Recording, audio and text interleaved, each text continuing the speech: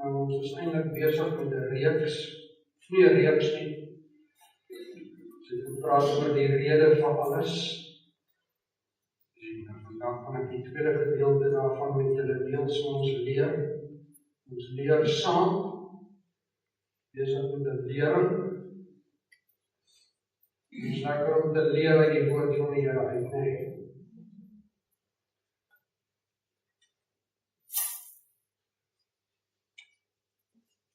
Terwyl ons lewe hier op aarde, besef ons dat ons lewe is baie kort en tydelik. En dat alles wat bestaan is om eer en heerlikheid aan God te bring.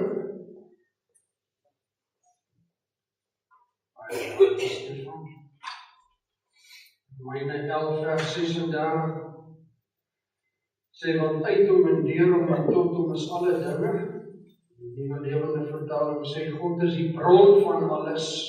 Alles bestaan deur sy krag. En alles is op hom gerig. Aan hom behoort die heerlikheid vir altyd en altyd. Amen. In Spreuke 16 vers 4 sê die Here het alles gemaak vir sy doel. So alles wat God gemaak het, selfs jy, is gemaak vir sy eer. Al voel jy nie so nie, al lyk dit nie so nie. Jy is gemaak vir sy eer, om hom te verheerlik. So die rede vir alles gaan oor sy heerlikheid, oor sy eer. Wat is sy heerlikheid? Ons het gesien, dit is wie God is. Dit is sy wese, sy pragt, sy glansrykheid, die uitstraling van homself, die demonstrasie van sy krag, die wonderlike atmosfeer van sy teenwoordigheid, die uitdrukking van sy goedheid en guns, en van al sy ander wonderlike kwaliteite soos sy geregtigheid, sy regverdigheid, sy genade. Dit is wat sy heerlikheid is. So alles wat hy gemaak het, straal sy heerlikheid uit, sy grootheid, sy goedheid, sy mooiheid. Alles wat hy gemaak het, ons het gesien die mikroskopiese lewe, daar waar jou oog nie kan sien nie, dit het God ook mooi gemaak. Die sterre en die planete, die heelal, die dierelewe, die sonopkoms, die sonsondergang, selfs die storms, daar is iets mooi in 'n donderstorm, die natuur, die hele skepping weerspieël eintlik die heerlikheid van die Skepper. Alles wat hy gemaak het, het hy mooi gemaak, want hy is eintlik 'n kunstenaar. En kyk net wonderlik. Die mens is die uiterste vorm van sy kunswerk. En as jy in die spieël kyk, dan sien jy God se meesterstuk wat hy gemaak het. In Psalm 19 vers 1 sê die hemele verkondig die heerlikheid van God en die uitspansel getuig van die werk van sy hande. Ons het ook gesien dat God se heerlikheid op verskillende maniere geopenbaar word. En hy het hom al deur die eeue op baie maniere self vertoon. Ons gaan nou nie meer deur al daai dinge nie, maar veral deur Jesus Christus. Want hy is die openbaring van God die Vader. En as jy wil weet hoe is God, dan kyk jy na Jesus. As jy God se hart wil verstaan, dan kyk jy na Jesus. En dis hoekom hy gekom het na hierdie aarde, sodat ons God beter kan verstaan. Hebreërs 1 vers 3 sê die Seun weerkaats God se heerlikheid.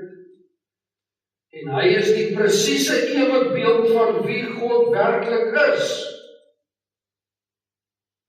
So as jy God se hart wil verstaan, dan kyk jy na Jesus.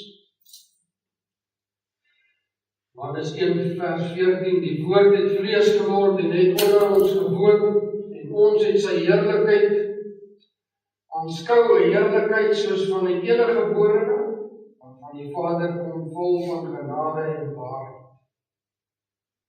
Openbaring 4 vers 11, U is waardig, o Here, om te ontvang die heerlikheid en die eer en die krag, want U het alles geskape en deur U wil bestaan hulle en is hulle geskape. Ons het ook gesien, die enigste ding wat God nie verheerlik nie, wat nie tot sy eer is nie, is sonde. Want sonde is rebellie. Sonde beteken letterlik om jou doel te mis. Die doel waarvoor God jou gemaak het, mis jy. Sonde, dit is hoe hy aan die kruis gesterf het, om hy in jou plek aan die kruis gehang het, in jou plek en in my plek, sodat hy ons verhouding met God kan herstel. Amen. So ek dink maar net vanoggend, as ons na die kruis kyk en ons dink aan wat hy aan die kruis gedoen het, voordat ons dink dat hy dit vir ons gedoen het, moet ons heel eerste daaraan dink dat ons dit aan hom gedoen het. Jou en my skuld weggegaan. Sonde is die enigste ding wat hom nie vereer en hom nie verheerlik. Maar die nommer 1 rede hoekom hy jou gemaak het, is vir homself, om hom te vereer, hom te verheerlik. Jesaja 43 vers 7 sê hy, laat elkeen wat ek gemaak het, terugkom om my te eer. Miskien is dit iemand vanmôre wat moet terugkom na die plek waar jy God weer kan eer. Miskien het jy teruggeval, miskien het jy veragter, miskien het jy koud geword, en nou moet jy weer terugkom na die plek waar jou lewe God kan vereer. Ons gaan volgende nou 'n bietjie verder. Hoe kan ek God vereer en verheerlik? Jesus bid in Johannes 17 vers 4 en hy sê, ek het U op aarde verheerlik deur die werk te voltooi wat U my gegee het om te doen. So Jesus het sy Vader verheerlik deur sy lewensdoel uit te leef, die doel waarvoor hy gestuur is. In ander woorde, as jy die doel waarvoor jy lewe, waarvoor jy gemaak is, uitleef, dan vereer jy God.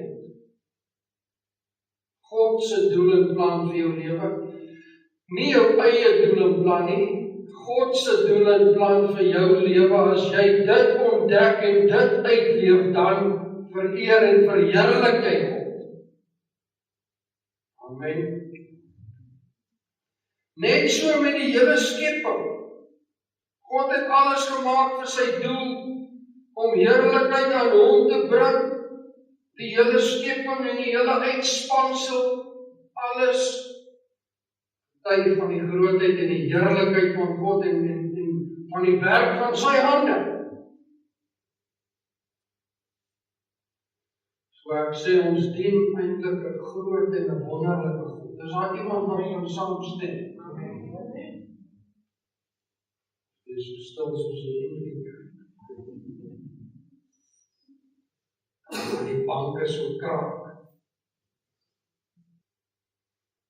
Ons dien 'n groot en 'n almagtige God.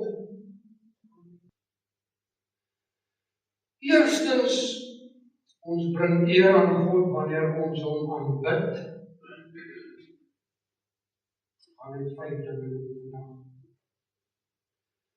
Aanbidding is jou eerste verantwoordelikheid teenoor God. Hoe jy gemaak is om te aanbid, om te vereer. En ons aanbid hom omdat ons hom liefhet.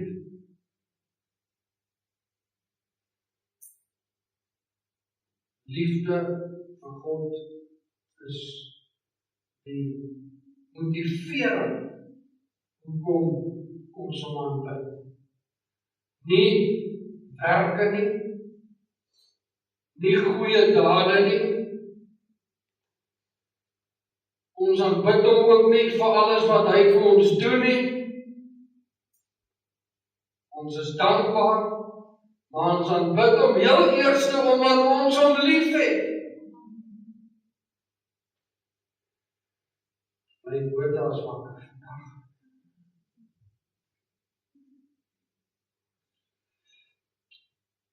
So liefde is die motivering vir ons aanbidding.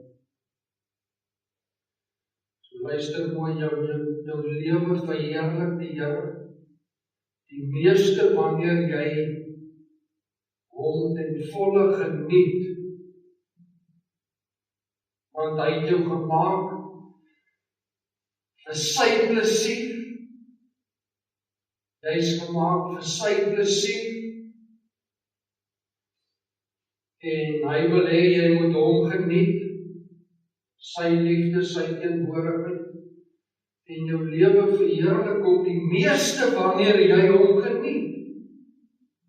Want hy wil naby aan jou wees, 24 uur van die dag, is hy in jou lewe betrokke, praat hy met jou. En as hy met ons praat, dan moet ons luister. Partykeer sê hy goed, maar ons nie hou nie, maar ons moet luister. Want aanbidding is baie meer as net sing en bid. Dit is eintlik 'n leefstyl om God lief te hê, om hom te geniet, om jouself te gee vir sy doel en vir sy plan. En as jy jou lewe gee om God te verheerlik, dan word alles wat jy doen en alles waarmee jy besig is, as jy jou lewe gee om hom te vereer, dan word alles wat jy doen eintlik 'n leefstyl van aanbidding. Romeine 6 vers 13 in die New Living Translation sê, use your whole body as an instrument to do what is right for the glory of God. So ek sê ons bring eer aan God wanneer ons hom aanbid. Tweedens, ons bring ook eer aan God as ons mekaar waarlik liefhet. En hulle is ons ook lief. Want toe jy sy kind geword het, het jy ook deel geword van sy familie. En as jy sê jy is 'n Christen, is jy nie net 'n Christen omdat jy sê jy glo in Christus nie. Jy kan enige iemand vra, glo jy in Christus, en hulle kan sê ja. Maar jy is 'n Christen omdat jy in hom glo, maar ook omdat jy deel is van sy familie. En ons moet mekaar lief hê. As ons mekaar waarlik lief het, dan bring ons ook eer aan God. Hy sê in 1 Johannes 3:14, ons leef in die wete dat ons reeds uit die dood oorgegaan het in die lewe, omdat ons broeders en susters lief het. So ek wil ook sê, as God se kind is dit ook jou verantwoordelikheid om te leer om ander lief te hê. Hoe leer ons om ander lief te hê? Ons leer deur sy woord en deur sy voorbeeld wat hy vir ons gestel het om ander lief te hê. In Romeine 15 vers 7 sê, aanvaar mekaar dan soos Christus julle ook aanvaar het, so sal julle God verheerlik. Ons verheerlik God as ons mekaar lief het. Dan sê hy in Johannes 13 vers 34, ek gee julle 'n nuwe opdrag, julle moet mekaar lief hê, soos ek julle lief het, so moet julle mekaar ook lief hê. As julle mekaar lief het, sal almal daaraan sien dat julle my disippels is. Derdens, ons bring ook eer aan God wanneer ons al hoe meer soos Jesus word.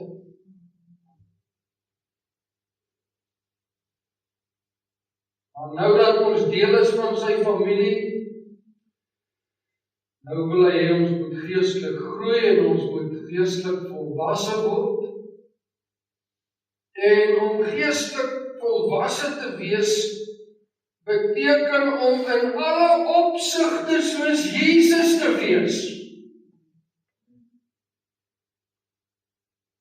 Nie altyd maklik nie. Want dit is wat geestelike volwassenheid beteken. Om in alle opsigte elke dag en oral soos Jesus te wees. En hoe meer jy soos Jesus word en optree, hoe meer verheerlik jou lewe God. Dan sê in 2 Korintiërs 3 vers 18, hoe meer ons die Here se grootheid raak sien, hoe meer word ons lewe verander om sy ongelooflike heerlikheid te weerkaats. My en jou lewe, ons is maar 'n kort tyd hier op aarde, in vergelyking met die eeuwigheid. Maar terwyl ons hier is, moet ons lewe tot sy eer. En dan sê hy, dis natuurlik die Here self, hy wat Gees is, wat ons verander, om al hoe meer te lyk en te leef soos hy dit wil hê. So dink 'n bietjie, jy jou hart en jou lewe vir die Here gegee het, en toe jy Jesus aangeneem het, het hy vir jou 'n nuwe lewe en 'n nuwe natuur gegee. En nou, terwyl jy nog hier op aarde is, wil God aanhou met die proses om jou karakter te verander, sodat jy al hoe meer word soos Jesus. Proses. Filippense 1 vers 11, die boodskap, Jesus Christus sal julle help om reg te lewe. So sal mense aan julle kan sien hoe wonderlik God is. Dan sal hulle met opgewondenheid oor sy grootheid praat. The New Living Translation, may you always be filled with the fruit of your salvation. The righteous character produced in your life by Jesus Christ. For this will bring much glory and praise to God. En dan vierdens, ons bring ook eer aan God wanneer ons ander dien en bedien met die gawes en die talente wat hy vir ons gegee het. Want elkeen van ons is uniek. Elkeen het gawes en talente en vermoëns en vaardighede van die Here ontvang. En God het dit nie aan jou gegee vir selfsugtige redes nie, maar om ander te dien en te bedien. Met ander woorde, hy het jou toegerus tot die voordeel van ander. En net so het hy weer ander toegerus met gawes en talente tot die voordeel van jou. Luister maar net 1 Petrus 4 vers 10 en 11. God het aan elkeen van julle 'n genadegawe gegee, Met hierdie gawes moet julle mekaar dien, sodat God se ryk genade deur julle na mekaar toe kan vloei. Het jy die gawe ontvang om te preek, dan moet jy so preek dat God deur jou praat. En dis my gebed altyd voordat ek hier opstaan, dat ek sal sê wat God sê.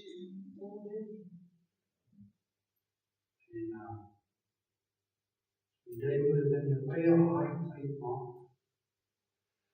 Of ek 'n ware profeet is en of ek 'n valse profeet is.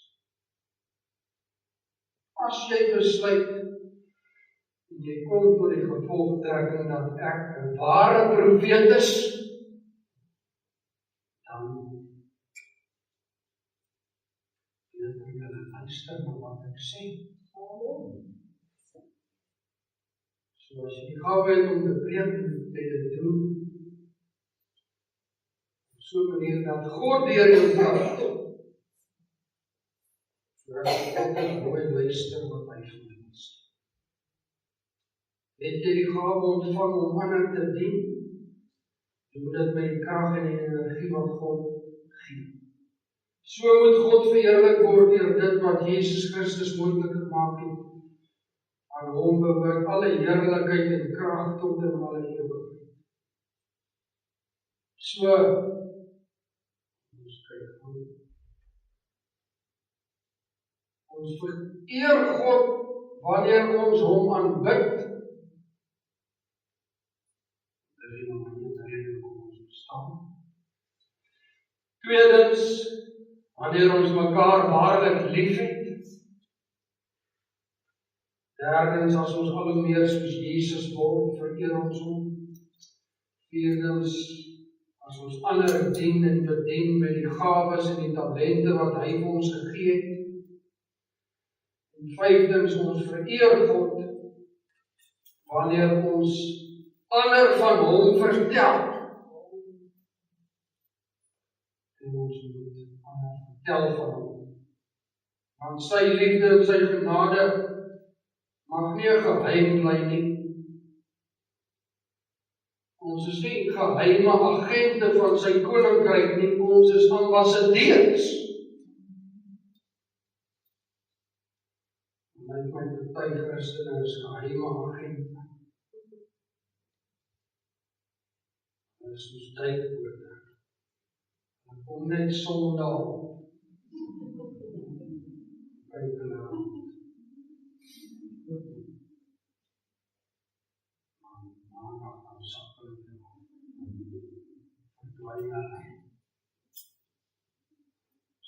Woensdag sien jy my die bergskool weer sien.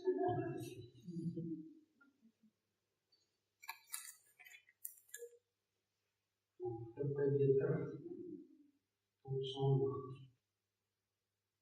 Ons vereer God as ons ander van hom vertel. Nou dat ons die waarheid ken, nou kan ons nie stil bly nie. Dit is ons eintlik so, as jy die waarheid ken, dan kan jy nie stil bly nie. Jy wil ander van hom vertel. Dit is die grootste voorreg wat ons het, om ander van Jesus te vertel, om mense vir Jesus te wen, om ander te leer en te help, om hulle lewensdoel te ontdek, uit te leef. En ek dink dit is ook die grootste voorreg wat ons het, as ons ander help om hulle self voor te berei vir die lewe hierna. In Johannes 12, 2 Korintiërs 4 vers 15 in die boodskap sê, daarom preek ek en daarom ly ek al hierdie dinge ter wille van julle. Weet julle dat ek ly ter wille van julle? Paulus het sê, maar dit is van toepassing op my. Ek ly ter wille van julle. Daarom preek ek en daarom lei ek al hierdie dinge ter wille van julle. Om jy moet voor die diens moet sê, Jesus is die hoof van die gemeente, want ek is eintlik tweede in bevel. En so wyse woord wat hy sê. Maar so ek moet staan vir waarin ons glo. En ek moet die gemeente beskerm en ek moet opkom vir julle en ek moet veg vir julle in die gees in die wêreld, want ons moet mense vir Jesus wen. Hoe sal julle voel as ek sê ons gaan Vrydag aan lekker dans hier?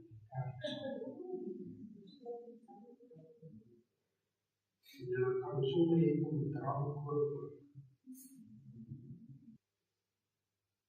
Kom syng en dans lekker so op Vrydag aand.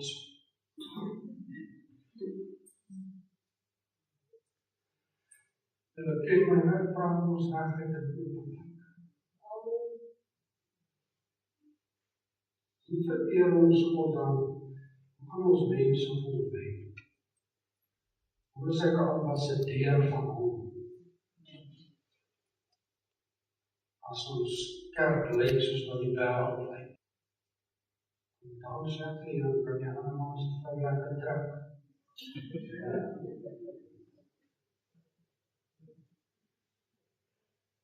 En so moet jy lekker drank koop is. En hoor maar sulke goed gebeur jy nie doen. Nou, kom ons praat maar liewer oor my.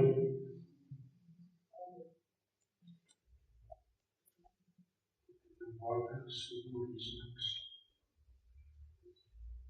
Sê nou maar ek, hoe kan ek sê ek is 'n geestelike leier? Maar dis so ek nou. Dis die voorbeeld wat ek stel. Kan julle sien, daar's nie eers eenheid onder die geestelike leiers van die dorp nie. Ons werk eintlik teen mekaar. Dis hoekom ek sê, en Paulus het dit ook beleef, daarom preek ek en daarom lei ek al hierdie dinge ter wille van julle, want hy het 'n stand ingeneem.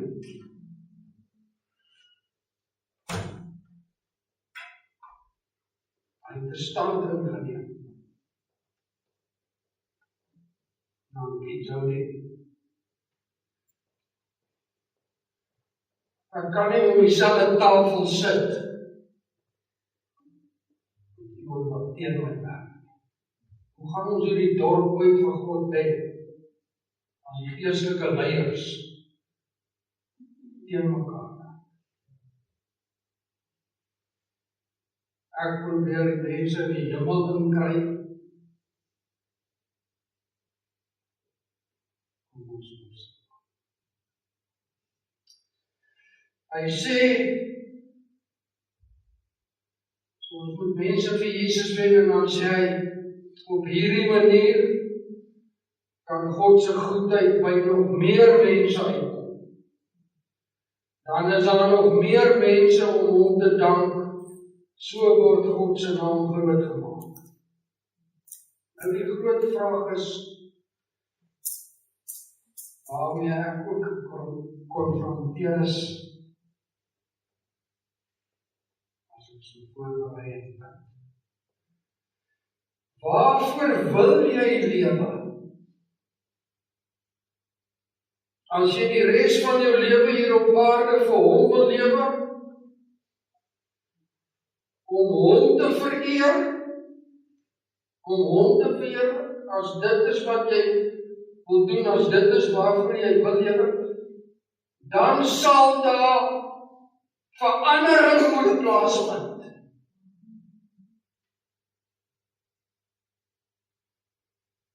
jou prioriteite sal moet verander, jou besige skedule sal moet verander, jou program sal moet verander, jou verhoudings met mense sal moet verander.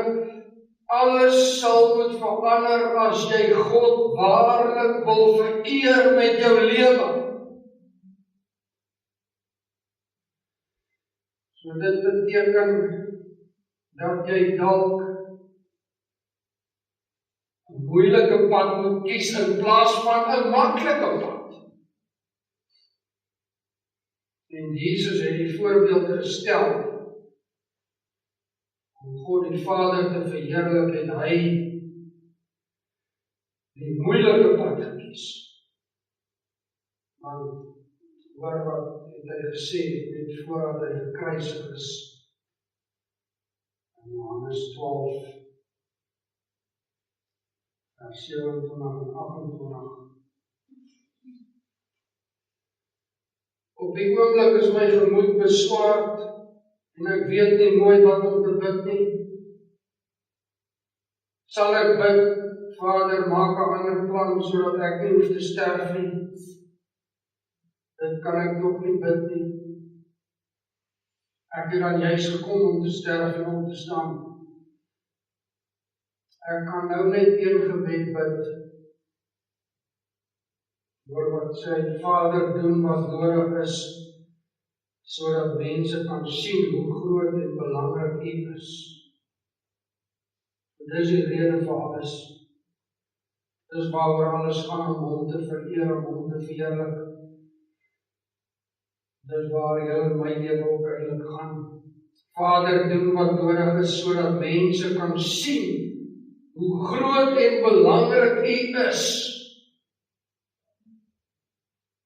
En sien, God bring jou eintlik by die plek waar die pad vink. Of by 'n T-aansluiting. En nou moet jy kies. Of die moeilike pad, of die maklike pad. En ek was by so 'n pad hier.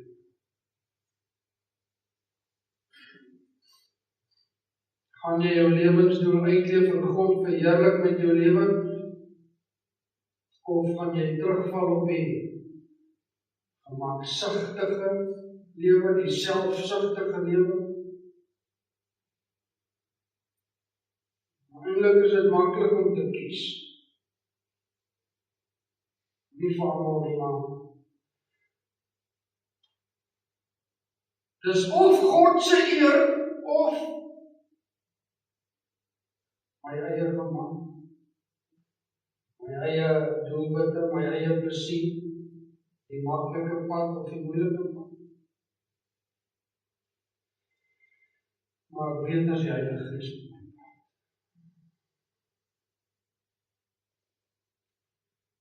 Dinsdag om 5:00 bedink. Ek dink dit was so kyk hoe laat so, dit was so 23 minute oor 5. Toe sê ek my, albei moenie 'n bazaar hou nie.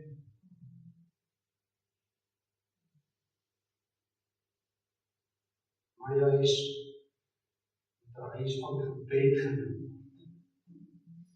Dis wat hy van gesê.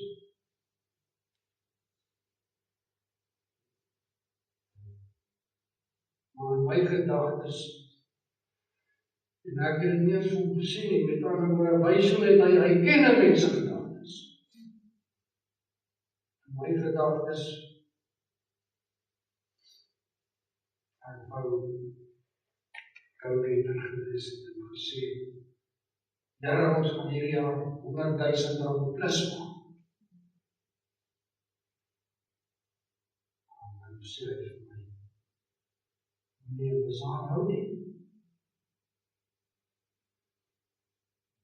Of jou eie gemak, jou eie plesier, maar dan besef ek net weer wat hy sê, ons wees nie sy weer nie.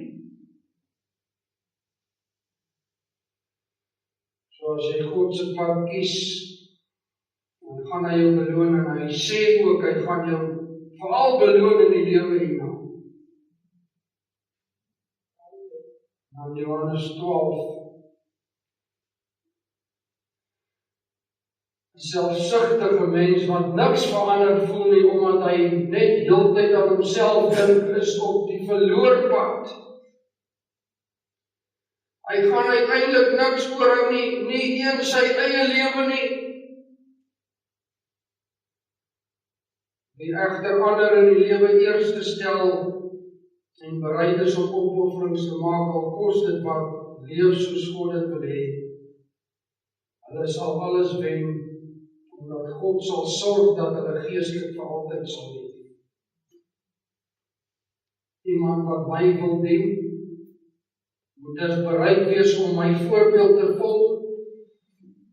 Hy moet in enige situasie presies doen wat ek sou doen. Ja, in hierdie lewe moet hy aan die werk wees waar ek graag sou wou werk. God self sal iemand aan dit doen prys. So maak die saak vandag uit. Maak die saak net uit vandag. Vir wie gaan jy lewe, vir jouself of vir God? En toe iemand sê, ja, pastoor, maar waar gaan ek die krag kry daarvan? 2 Petrus 1 vers 3 sê, deurdat ons hom regtig ken, het sy goddelike krag ons alles laat kry wat ons nodig het om naby aan hom te leef. Hy het ons geroep om sy heerlikheid en goedheid te ontvang. En we sien, daar is eintlik maar net een pad. Daar is net een manier om te leef tot sy eer, om gehoorsaam te wees aan hom, die doel waarvoor hy jou gemaak het. So, die werklike lewe begin eintlik wanneer jy besluit om jouself totaal oor te gee aan hom. Dan begin jou lewe werk.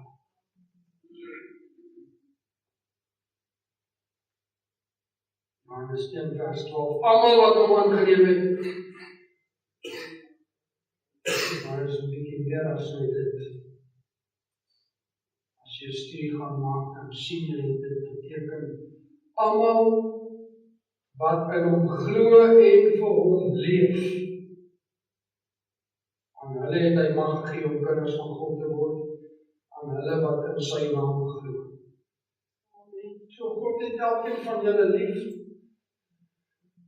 Ek sluit af uit, dit doen in 'n plan met jou lewe. Jy is nie net per ongeluk hier.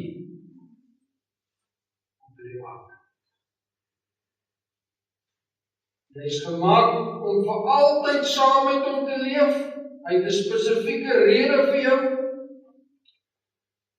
sodat jy in 'n lewende verhouding met hom kan staan. So aanvaar God se vergifnis. Vergewe jouself ook.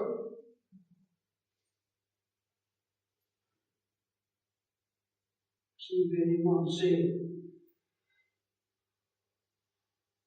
dit laas ons, pastoor, sal die Here my ooit vergewe, wat ek alles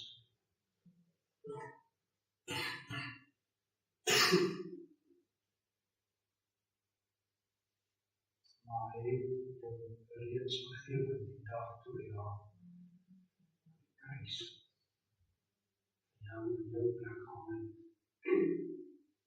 toe hy gesê dit is volbring. Jy reeds vergewe. Aanvaar sy vergifnis en lewe vir hom.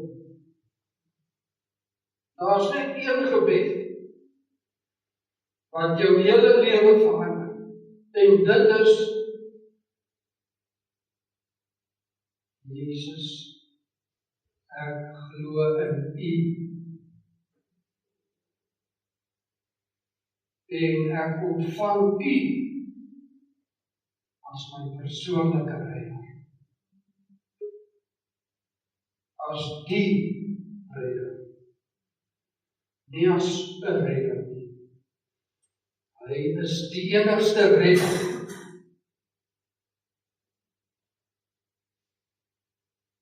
Ons kom dat Jesus Christus as gekruisigde wat uit die dood uit opgestaan. Dis waar die vervolging ook gaan inkom. Wanneer jy gaan sê Jesus is die enigste redder. As jy gaan sê hy is 'n redder, dan gaan jy nou wegkom. Maar as jy sê hy is die redder, dis wanneer jy moet leef. So as 'n mens dit in opregtheid bid, dan is jy deel van sy familie. Jy kan dit vir hom leef, en jy kan sy plan vir jou lewe uitleef, as jy met opregtheid van hart na hom toe kom. Dan wil ons moet volgende bietjie stil word net by onsself. Ander kan jy vir ons iets sag speel daar. Terry se musiek op sy daar agter Jody.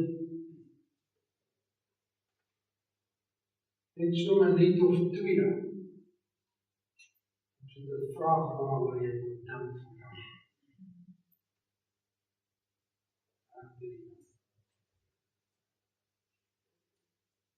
Maar die rede vir alles waaroor alles gaan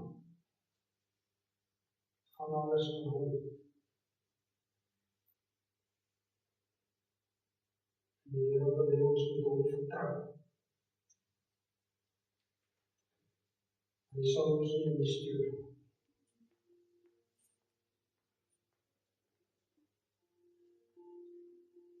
So kies saam met my die moeilike pad. Want die maklike pad is nie noodwendig God se pad. Die pad met die minste wrywing is nie noodwendig sy pad. Ek het al geleer, dit is gewoonlik die moeilike pad. Want hy sê die weg wat in die lewe lei is smal, pad is nou. En die pad wat na die verderf lei is breed en ons baie wat daarin gaan. En weer in Romeine 11:36, God is die bron van alles, alles bestaan deur sy krag en alles is op hom gerig. Aan hom behoort die heerlikheid vir altyd en altyd. En nou hierdie vraag wil ek hê, hoe net daaroor dink. En vir so 'n minuut of 2 gaan ons afsluit met gebed. Waar in my daaglikse routine? Ons almal is so besig elke dag, dag in en uit.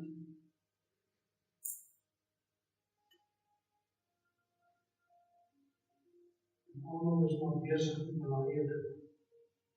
Maar waar in my daaglikse routine kan ek meer bewus word van God se heerlikheid om hom te vereer? Waar dink jy, as jy dink aan jou eie lewe, aan jou lewe elke dag, die dinge waarmee jy so besig is, dat jy die tyd vergeet? Waar kan jy in jou lewe, waar is daar plek, waar jy meer kan